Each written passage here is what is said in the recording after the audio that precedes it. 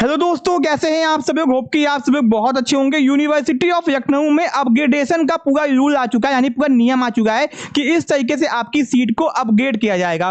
तो वीडियो को ध्यान से अंत तक देखना, बहुत ही यूजफुल इन्फॉर्मेशन आपके लिए होने वाली है। एंड भैया चैनल को सब्सक्राइब भी कर लेना, ठीक है। अब दोस्तों यहाँ पे देखो upgradation, the candidate who have not been allotted their first preference. अगर आपको भैया आपका फर्स्ट प्रेफरेंस अलॉट नहीं हुआ है, आपने भैया चॉइस फिलिंग के टाइम पे अपने कॉलेज को चूज किया होगा एंड आपका मेन कैंपस टॉप पे ही होगा। ऑफ कोर्स की बात, अगर आपने मेन कैंपस के टॉप पे नहीं रखा है तो भैया आपने बहुत बड़ी गलती कर दी है, ठीक है। कोई बात नहीं, अगर गलती हो गई जाने दो उसको। जिन्होंने सही से प्रेफरेंस भरा होगा उनके ये इन्फॉर्मेशन ध्यान से सुनो कि भैया अगर आपको आपका पहला प्रेफरेंस नहीं मिला है, दूसरा तीसरा नीचे कोई भी मिल गया है, तो वो लोग क्या करेंगे, can opt website link for upgradation. केवल वही लोग अपग्रेडेशन ऑप्शन का चूज करेंगे, ठीक है।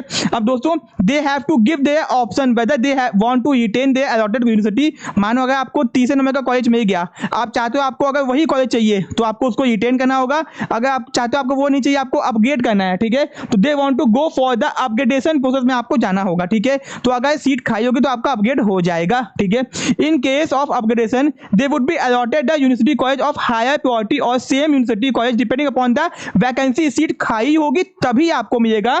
In no case a university college of lower priority can be allotted. तो भैया अगर आपको वो नहीं हो तो आपको नीचे वाले आपको अलॉट कर दिया जाएगा, ठीक है। ये आपका हो गया अगर मेन कैंपस में खाली नहीं होगा तब, ठीक है।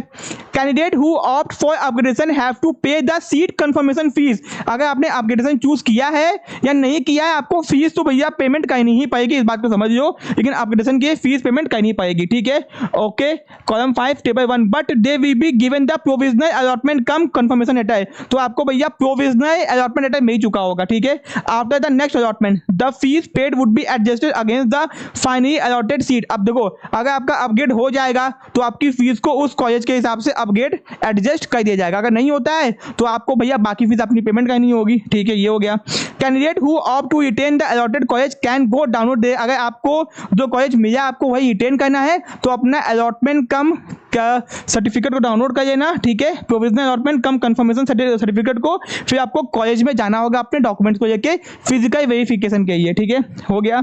अब दोस्तों यहाँ पे ठीक है आपको कोई वो नहीं है। एंड ये आपका है कि report to university allotted college, the candidate has to report to the office of the concern dean principal of the allotted college on the date mention in the allotment letter. आपके allotment letter में लिखा होगा कि आपको इस दिन college जाना है अपने डॉक्यूमेंट्स के साथ में, ठीक है। कौन कौन से डॉक्यूमेंट्स, यहाँ पे ध्यान दो, मैंने आपको बताया है ये सारे डॉक्यूमेंट्स आपको लेके जाने हैं, ठीक है। इसका फोटो आप खींच सकते हो, ठीक है।